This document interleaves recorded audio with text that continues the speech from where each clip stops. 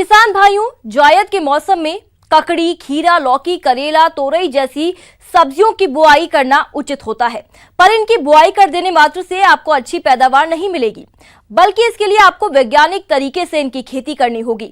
चलिए इस बारे में जानते हैं कृषि अनुसंधान उपकेंद्र गोनेडा के प्रभारी डॉक्टर दिनेश यादव से। अपने जो बेल वाली सब्जियां करते हैं, चाहे वो कद्दू हो, ककड़ी हो, खरबूजा हो, तोरई हो, घिया हो, टिंडा हो, कद्दू वर्गीय सब्जियां हैं, ये गर्म जलवायु के लिए और औसत आर्द्रता युक्त जहाँ वातावरण होता है वहाँ इनकी वृद्धि और उत्पादन अधिक होता है। जहाँ पानी का भराव होता है वहाँ इनका उत्पादन अच्छा नहीं हो पाता है और ये कम तापक्रम से सहिष्णु होते हैं। जहाँ पाला पड़ता है वहाँ उत्पादन इनका नहीं होता है।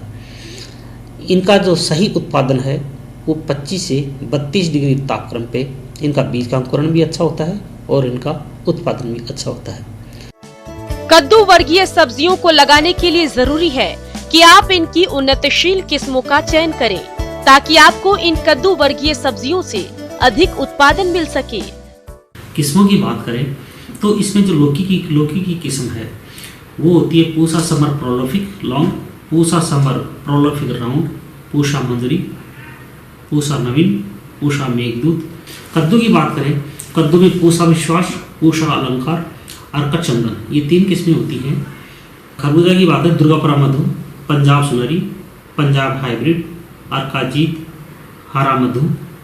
चिकनी तुरई की पूसा चिकनी, धारीदार तुरई की पूसा नजदार। खीरा में बालम खीरा, पॉइंट सेट, पूसा संयोग। करेला की किस्म कोयमटूर लौंग, पूसा दोमोष्मी, प्रिया, हरकारिक, पूषा विशेष, ग्रीन लौंग। टिंडा में बीकानेरी ग्रीन, दिल पसंद, टिंडा लुधियाना, हिसार सिलेक्शन 1, अर्का टिंडा। ककड़ी में लखनऊ अगेती, अर्का शीतल। इस तरह से किस्मों का चुनाव करके अधिक से अधिक मुनाफा प्राप्त किया जा सकता है। कद्दू वर्गीय सब्जियों को लगाने से पहले 2 से 3 जुताइयां करके पाटा लगाकर खेत को तैयार कर लें और खेत की अंतिम जुताई के समय लगभग 15 से 20 टन सड़ी हुई गोबर की खाद डालें और मिट्टी की जांच के अनुसार उर्वरकों का प्रयोग करें। ऐसा करने से फसल की वृद्धि और विकास अच्छा होगा। साधारणतः कद्दू वर्गीय सब्जियों में जो खाद और उर्वरक की आवश्यकता पड़ती है वो 40 किलो फास्फोरस होता है, 40 किलो पोटाश होता है और 80 से 100 किलो नत्रजन प्रति हेक्टर की आवश्यकता पड़ती है। फास्फोरस और पोटाश और नत्रजन की आधी मात्रा खेत की तैयारी के समय ही अपने को ज़मीन में डाल देना चाहिए और जो शेष नत्रजन होता है उसको पौधा लगाने के 30 दिन बाद में और दूसरी जो खुराक होती है वो 45 से 50 दिन बाद में छिड़काव या उसका बर्खाव करेंगे तो अपना उत्पादन नियमित रूप से चलता रहेगा। कद्दू वर्गीय सब्जियों से अधिक पैदावार लेने के लिए आवश्यक है कि उनको उचित दूरी पर लगाएं, ताकि फसल की अच्छी बढ़वार हो सके और आपको अधिक पैदावार मिल सके। इसकी जो पौधे से पौधे की दूरी और लाइन से लाइन की दूरी बहुत महत्वपूर्ण स्थान रखती है। प्रायः इसमें देखा गया है बेल वाली सब्जियों की जो लाइन से लाइन की दूरी होती है वो 1 मीटर से लेके 2.5-3 मीटर तक होती है। इतनी दूरी पर 50-50 सेंटीमीटर की चौड़ाई की नाली बना लेते हैं और इस नाली के दोनों छोरों पे 60-60 सेंटीमीटर की दूरी पे 2-2 पौधे 2-2 बीज लगा देते हैं। इस तरह से अपने को बीज का रोपाई करनी चाहिए। इन सब्जियों के बीजों की बुआई करके तुरंत हल्की सिंचाई करें। सिंचाई आप अपनी सुविधा के अनुसार ड्रिप या बहाव विधि से कर सकते हैं, लेकिन इन फसलों में ड्रिप के माध्यम से सिंचाई करना अच्छा रहता है, क्योंकि ड्रिप के द्वारा कम पानी में अधिक क्षेत्रफल में आसानी से सिंचाई हो जाती है और खरपतवारों की समस्या भी फसलों से कम आती है। जब पौधा अंकुरित होने के बाद में 2 पत्ती का हो जाता है और 4 पत्ती का, तो वहाँ पे अपने को हार्मोन्स का छिड़काव करने की सिफारिश करते हैं। हार्मोन बाजार में है जिसमें मुख्य रूप से प्लेनोफिक्स है। इसका 100 ppm के हिसाब से घोल बना के इसका छिड़काव करेंगे तो निश्चित रूप से मादा फूलों की संख्या में बढ़ोतरी होगी और नर फूल थोड़ा कम लगे, अल्टीमेट अपने को उत्पादन ज़्यादा हो। तो इसमें 2 पत्ती पे और 4 पत्ती पे 15 दिन के अंतराल पे 2 छिड़काव कर दें 100 ppm का डाल के, तो अपने को मादा फूलों की संख्या ज्यादा होगी। राज्य के अनेक किसान भाई कृषि सह व्यवसायों के अंतर्गत मुर्गी पालन व्यवसाय को अपनाते हैं और अधिक लाभ भी कमाते हैं, लेकिन इनमें आने वाली घातक बीमारियों के कारण मुर्गियां तेजी से मरने लगती हैं और ये लाभ का व्यवसाय घाटे में बदल जाता है। इसके लिए मुर्गियों में टीकाकरण कराना जरूरी होता है। इसकी जानकारी दे रहे हैं डॉक्टर आरपी नेमा। इसमें जो चूजों का है, जो वायरल बीमारी है, विषाणु से जो बीमारियां होती है, उनको रोकथाम के लिए हमको उनका टीकाकरण आवश्यक होता है। मुर्गियों में आने वाली घातक बीमारियों के कारण मुर्गी पालक किसानों को आर्थिक हानि का सामना करना पड़ता है। तो आप इन रोगों से अपनी मुर्गियों को बचाने के लिए टीकाकरण कैसे करें, आइए जानते हैं। मरेक डिसीज का टीकाकरण हम 1 दिन की उम्र में प्राय हैचरी में करते हैं। यदि हैचरी में वैक्सीनेशन नहीं हुआ है तो फार्म पर करें। 1 दिन की आयु के चूजों में गर्दन के ऊपर जो त्वचा है उसको उठा के अंत त्वचा की मेथड से सिरिंज के निडल से हम 0.2 ml वैक्सीन का इंजेक्ट करते हैं। इस तरह हम मरेक का वैक्सीनेशन करते हैं। इसके अलावा 5 से 7 दिन की उम्र पर रानीखेत का B1 या F1 जो स्ट्रेन है उसका हम नाक में या आँख में 1-1 बूंद पिलाकर इसका वैक्सीनेशन कर सकते। इसके अलावा IVD का वैक्सीनेशन 14 से 21 दिन की उम्र में किया जाता है। ये वैक्सीनेशन पानी में मिलाकर किया जाता है। इसके लिए कुछ सावधानियां रखना होती हैं। पीने के पानी में क्लोरीन ना हो, बर्तन अच्छी तरह से साफ हो, पानी की मात्रा बर्तन में आधा भर कर रखें और पानी में जो है वसा रहे दूध पाउडर है उसको 3 से 8 ग्राम प्रति लीटर की मात्रा में मिलाकर घोल दें और फिर वैक्सीनेशन करें। जो वैक्सीन की डोज है उनकी चूजों की संख्या के हिसाब से हो। यदि 500 की संख्या में चूजे हैं तो 500 डोज उसमें मिलाना चाहिए। इसके बाद जो चेचक का टीका है, जिन एरिया में यदि चेचक का प्रॉब्लम है वहाँ ये किया जा सकता है। सामान्यतः ये चेचक का टीका नहीं लगाया जाता है। 8वें सप्ताह से 10वें सप्ताह में हम रानीखेत का R2B मुक्तेश्वर स्ट्रेन का टीका 0.5 ml मात्रा में, इसमें जांघ की मांसपेशियों में या सीने की मांसपेशियों में लगाते हैं। सीने की मांसपेशियों में लगाते समय ये रहे कि नीडल जो है कील बोन से अंदर पियर्स ना करे, नहीं तो यकृत और हृदय को चोटिल होने की संभावना होती है। तो इसके अलावा हम रानीखेत का R2B स्ट्रेन 16 से 18 सप्ताह में रिपीट करते हैं और लेयर में 40 सप्ताह की उम्र में रानीखेत की किल्ड वैक्सीन लगा सकते हैं।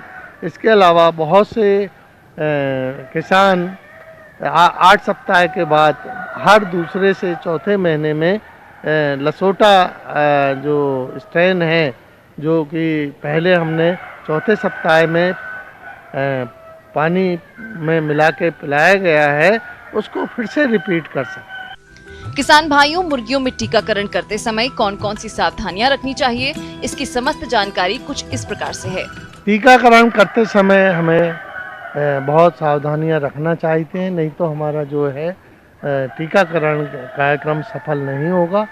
इसके लिए ये है कि जो भी टीका बनाते हैं, जो कंपनियां बनाते हैं, वहाँ से होलसेलर या डीलर हैं जो टीका बेचते हैं, उनके यहाँ कोल्ड चेन बनाई रखी जाए। टीका को फ्रीजर में रखा जाए। उनको स्थानांतरण करते समय फ्लास्क में या आइस बॉक्स में ही बर्फ़ के साथ टीका को लाया जाए। फार्म में टीका लाने पर उसको फ्रिज में रख दें और जब हमको वैक्सीनेशन करना है वैक्सीनेशन का उचित समय जो है प्रातःकाल होता है या सायंकाल होता है, क्योंकि इस समय वैक्सीनेशन करने से चूज़ों में स्ट्रेस या प्रतिबल कम होता है। चूज़ों को जो भी हम उसमें जो उसका घोलक आता है, डाइल्यूटर आता है, उसको हम रूम टेम्परेचर पर रख सकते हैं।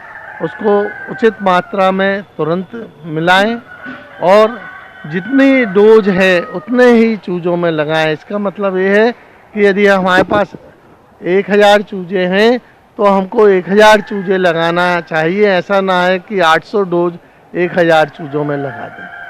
तो ये थोड़ा सा इसमें सावधानी रहें। जो सिरिंज हैं और उपकरण हैं वैक्सीनेशन के, उनको जीवाणु रहित कर लें उपयोग करने के पहले, और उपयोग करने के बाद भी फिर से जीवाणु रहित करें। जो वैक्सीन के वायल आते हैं, छोटी शीशियाँ आती है, उनको फार्म में ज़मीन के अंदर उबाल कर दवा देना चाहिए। उनको फार्म में उधर उधर नहीं फेंकना चाहिए, नहीं तो वायरस में यदि म्यूटेशन होता है तो यही बीमारी जो है संक्रामक हो सकती है। किसान भाइयों, इस तरह आप चूज़ों का उचित देखभाल करेंगे तो चूज़ों की विकास दर अच्छी होगी और भविष्य में वो अच्छी मुर्गी बनेंगे, अधिक अंडा उत्पादन करेंगे और मृत्यु दर उनमें कम होगी। मौसम के अनुसार प्रबंधनों पर ही टिकी है आपकी खेतीबाड़ी, इसीलिए मौसम पूर्वानुमान और उस पर आधारित साप्ताहिक कृषि सलाह इस प्रकार है। कृषि अनुसंधान केंद्र उदयपुर द्वारा भेजे गए मौसम पूर्वानुमान रिपोर्ट के आधार पर किसान भाइयों को सलाह दी जाती है कि मौसम विभाग जयपुर से प्राप्त सूचनाओं के आधार पर आगामी 5 दिनों में उदयपुर जिले में आसमान साफ रहने की संभावना है। हवा की गति 4 से 5 किलोमीटर प्रति घंटे के वेग से दक्षिण पूर्वी से दक्षिण पश्चिमी दिशा से चलने तथा अधिकतम तापमान 30 से 32 एवं न्यूनतम 14 से 17 डिग्री से रहने के साथ वायु में आर्द्रता की मात्रा 48 से 64% तक एवं न्यूनतम 17 से 22% रहने की संभावना है। इस सप्ताह तापमान बढ़ने की संभावना को देखते हुए किसान भाइयों को सलाह है कि फसलों तथा सब्जियों में आवश्यकता अनुसार हल्की सिंचाई करें। सरसों में जब पत्ते झड़ने लगे और फलियां पीली पड़ने लगे तो फसल काट लें, अन्यथा कटाई में देर होने पर दाने खेत में झड़ जाने की आशंका रहती है। चने में उकठा रोग का प्रकोप दिखने पर कार्बेंडाजिम 1 ग्राम प्रति लीटर पानी में घोल बनाकर रोग ग्रसित पौधों के जड़ क्षेत्र में देवें। मौसम को ध्यान रखते हुए मेथी की फसल में छाछिया रोग की निगरानी करते रहें। रोग के लक्षण दिखाई देने पर डायनोकेप 1 मिलीलीटर प्रति लीटर पानी के साथ छिड़काव करें। मेथी में मोइला के नियंत्रण हेतु फसल पर डाइमिथोएट 30 EC या मेलाथियोन 50 EC 1 मिलीलीटर प्रति लीटर पानी की दर से छिड़काव करें। आवश्यकता होने पर 10 से 15 दिन बाद इस उपचार को दोहरावें। इस सप्ताह तापमान बढ़ने की संभावना को देखते हुए किसानों को सलाह है कि भिंडी की अगेती बुवाई हेतु 4A पर बनी क्रांति, अर्का, अनामिका आदि किस्म की बुवाई हेतु खेतों को पलेवा कर देसी खाद डालकर तैयार करें। गेहूं में दुधिया अवस्था पर सिंचाई करें। मौसम को ध्यान में रखते हुए किसान कद्दू वर्गीय सब्जियों के तैयार पौधे की रोपाई इस सप्ताह कर सकते हैं।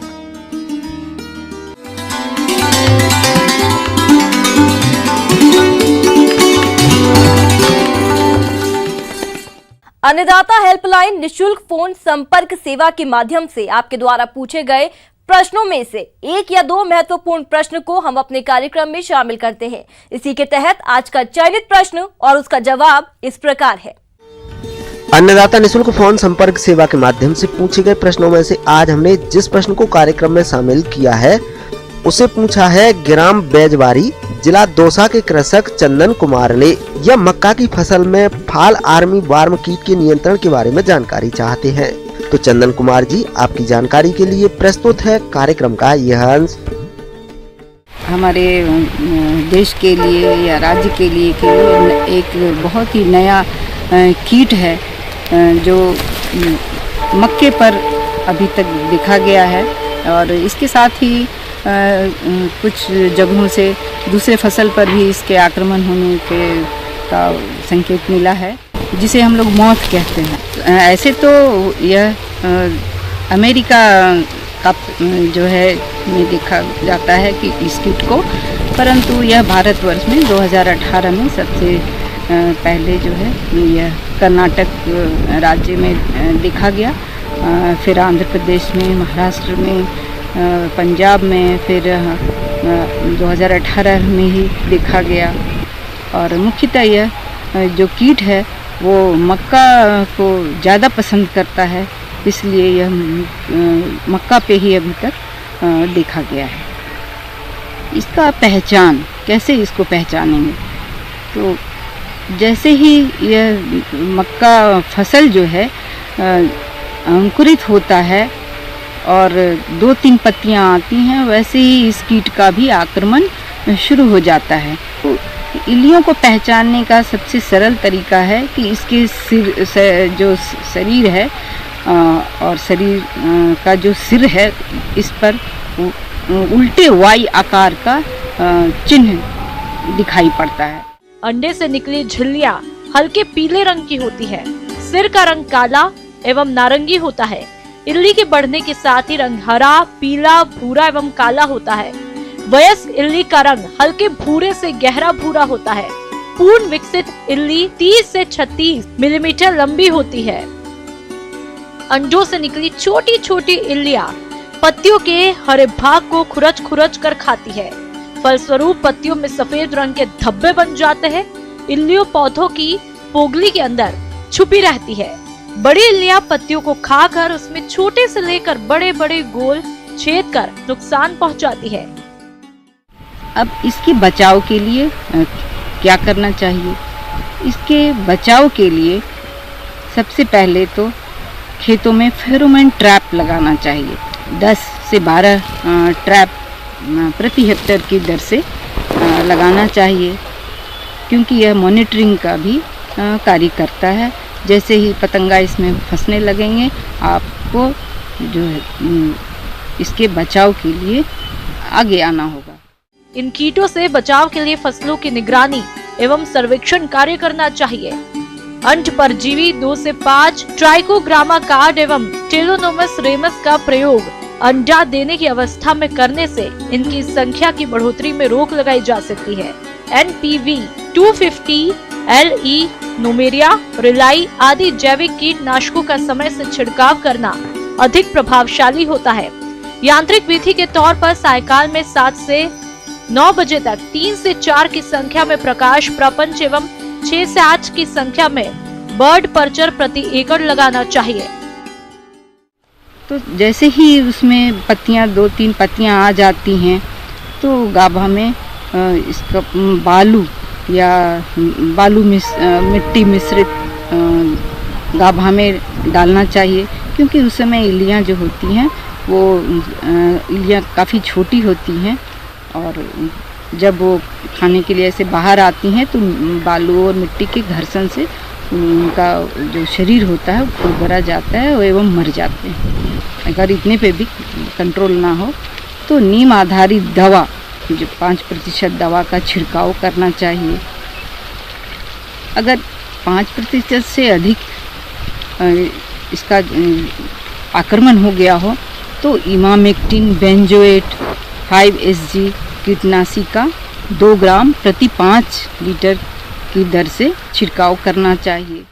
रासायनिक नियंत्रण के लिए क्लोरेंटा निलिप्रोल 18.5% 150 ग्राम मात्रा को 500 से 600 लीटर पानी में घोलकर छिड़काव करें। और आइए अब एक नजर डालते हैं राज्य के कुछ चुनी हुई मंडियों के प्रमुख फसलों के बाजार भाव पर।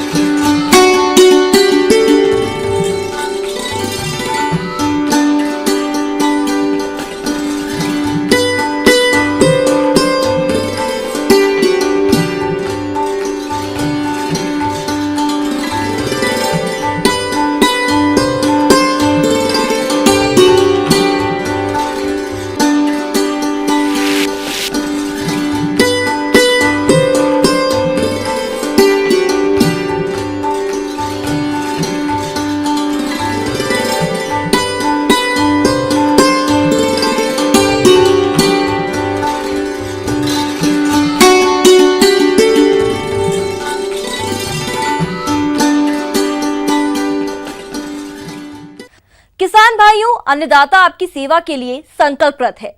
कृषि संबंधित समस्या और सुझावों के लिए आप हमें इस पते पर संपर्क कर सकते हैं। प्रोड्यूसर अन्नदाता news 18 Rajasthan, Ramoji film city, Hyderabad 501512। साथ ही आप हमें ईमेल भी कर सकते हैं। हमारा ईमेल है p18annadatarajasthan@nw18.com। इसके अतिरिक्त आप हमें निःशुल्क हेल्पलाइन नंबर 180041922155 पर सोमवार से शनिवार सुबह 10 से शाम 4 बजे के बीच संपर्क कर सकते हैं।